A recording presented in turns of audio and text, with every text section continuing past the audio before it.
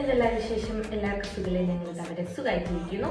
അപ്പം ഞാനിതാ റെഡിയായി, കുറച്ച് ക്ലീനിങ് പരിപാടി കാര്യങ്ങളൊക്കെ ഉണ്ടെങ്കിൽ അതിൻ്റെ വീഡിയോ ഓൾറെഡി അപ്ലോഡ് ചെയ്തിട്ടുണ്ടാകും. നഞ്ചുളി അല്ലെങ്കിൽ റമദാനിൻ്റെ മുന്നല്ലേ ക്ലീനിങ് കാര്യങ്ങളൊക്കെ കുട്ടി ബ്ലോഗ് അപ്ലോഡ് ചെയ്തിട്ടുണ്ട്. അതിൻ്റെ ശേഷം അപ്പം നമ്മൾ കുറച്ച് കാര്യങ്ങളൊക്കെ നോട്ട് ചെയ്ത് വെക്കുമല്ലോ, എന്തൊക്കെ വേണം, എന്തൊക്കെ ഇനി വാങ്ങാനുണ്ട്, എന്തൊക്കെ കഴിഞ്ഞു എന്നൊക്കെ ഉള്ളത്.